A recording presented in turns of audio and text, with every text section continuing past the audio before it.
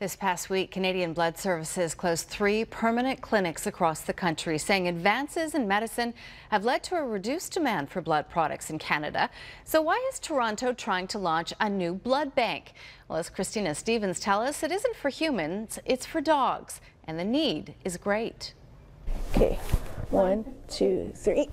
It's a group effort to get Milo onto the exam table and prepped for his big moment. Good boy. Milo is a bit of a rarity, a dog blood donor. I'm a blood donor myself, and so one day I was sitting there and I thought, what do they do for animals? I'm a huge animal lover, and the next time I was at the vet I asked them. The timing was perfect. The not-for-profit Canadian Animal Blood Bank is trying to build a donor bank in Toronto, adding to its work in Winnipeg and Edmonton. 300s are minimum, so what are we at? 250. They say just like people, dog blood saves lives. Going to dogs who've gone through trauma or have medical conditions like autoimmune diseases.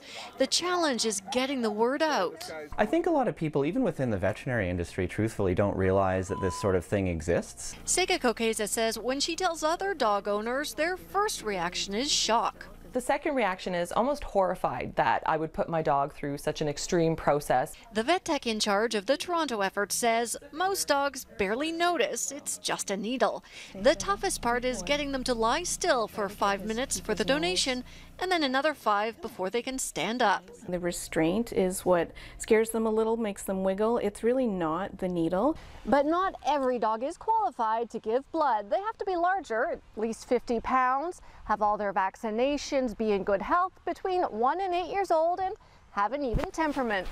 Dogs have 8 blood types, but in simple terms, they split them in 2, matching positive to positive and negative to negative. Kokeza says it's such an easy way to give back that if Milo understood, he'd be happy he's helping. For sure he would.